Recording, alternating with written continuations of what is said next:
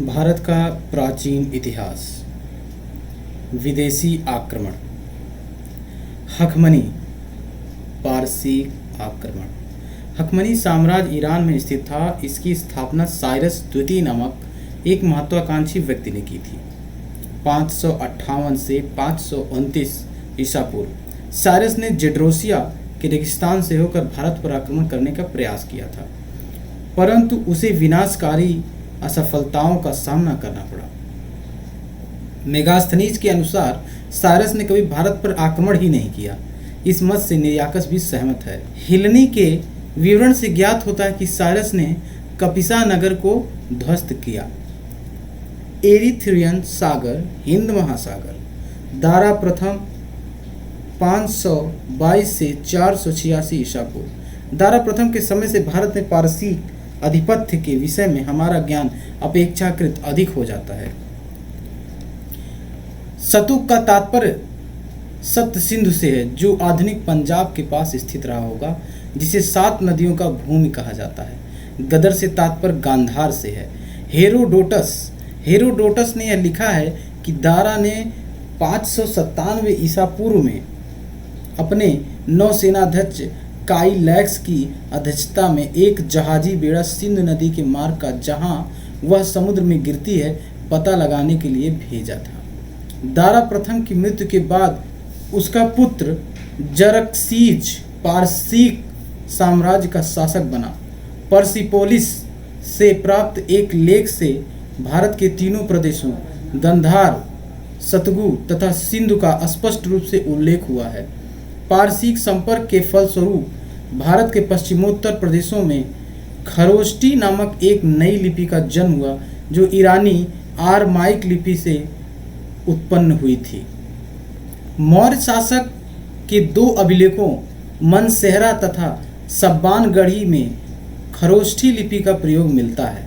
सम्राट के जन्मदिन पर केश प्रक्षालन की प्रथा ईरान से ग्रहण की गई थी। सिकंदर का भारतीय अभियान। सिकंदर मेसिडोन के क्षत्रिय फिलिप द्वितीय का पुत्र था।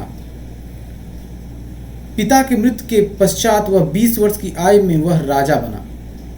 हखामनी साम्राज्य को ध्वस्त करने के बाद 326 ईसा पूर्व के बसंत के अंत में एक विशाल सेना के साथ वह भारतीय विजय के लिए चढ़ाई पर चल दिया। हेमचंद्र राय चौधरी ने 28 स्वतंत्र शक्तियों का उल्लेख किया है, जो इस समय पंजाब तथा सिंध के प्रदेशों में विद्यमान थी। नैकिया भारत का सबसे निकटवर्ती प्रदेश था। नैकिया में सिकंदर से तक्षशिला के राजा आगमी के नेतृत्व में एक दूत मंडल मिला, जिसने उसे सहायता का पूर्ण आश्वासन दिया। तक्षशिला के राजा आगमी के नेतृत्व में एक इतमंडल मिला, जिसने उसे सहायता का पूर्ण आश्वासन दिया।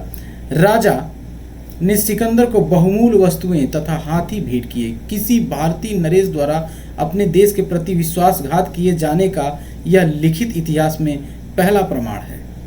प्रथम सैन्य दल को मार्ग में पुष्कलावती के शासक अष्टक का भीषण अवरोध का सामना करना पड़ा। 30 दिनों तक युद्ध करने के बाद यह भारतीय राजा अपनी स्वाधीनता की रक्षा करते हुए मारा गया। सिकंदर ने फिलिप के नेतृत्व में एक सैनिक जत्था पुष्कलावती में रख दिया था। सिंधु नदी पार करने के बाद तक्षशिला के शासक आगमी, जिसका राज्य सिंधु तथा झेलम नदियों के बीच फैला था, ने अपनी पूरी प्रजा तथा सेना के साथ सिकंदर के सम्मुख समर्पण कर दिया तथा अपनी राजधानी में सिकंदर का भव्य स्वागत किया। सिकंदर ने 2 नगरों की स्थापना की। पहला नगर रण क्षेत्र में ही विजय के उपलक्ष्य में बसाया गया और उसका नाम विकैया रखा गया। दूसरा नगर झेलम नदी के दूसरे तट पर उन स्थान पर बसाया गया जहां सिकंदर का प्रिय घोड़ा बऊकेफला मरा था। घोड़े के नाम पर इस नगर का नाम बऊकेफला रखा गया। ग्लौ चुकापन राज्य पर आक्रमण किया। इसके बाद उसने चेनाब नदी को पार कर गांधारिश राज्य पर कब्जा किया। ब्यास नदी सिकंदर के उत्कर्ष का चरम बिंदु था। लौटते वक्त सिकंदर को मालवा तथा क्षुद्रक गढ़ों का संगठित प्रतिरोध का सामना करना पड़ा। आक्रमण का प्रभाव। प्लूटार्क लिखता है कि यदि सिकंदर का आक्रमण न होता तो बड़े बड़े राज्य न बसते। विंसेंट स्मिथ सिकंदर के आक्रमण का प्रभाव बताते हुए लिखते हैं कि भारत अपरिवर्तित रहा। गांधार कला शैली यूनानी कला के प्रभाव से विकसित हुई थी। भारतीय संस्कृति के ऊपर यूनानी प्रभाव के विषय में अंग्रेजी कवि मैथ्यू आर्नाल्ड अग्रलिखित पंक्तियों वस्तुतः उल्लेखनीय है। पूर्व भारत संज्ञा विदेशी आक्रमण के सामने धीर गंभीर घृणा के साथ नतमस्तक हुआ। सेना के गर्जन के निकट जाने के बाद वह पुनः विचार सागर में निमग्न हो गया। पोरस और सिकंदर के बीच युद्ध झेलम नदी के तट पर हुआ था।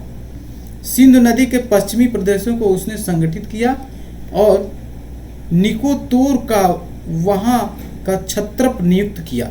सिकंदर को कई जनजातियों अस्पोरियन, गौरियन तथा अस्केनिया का सामना करना पड़ा था।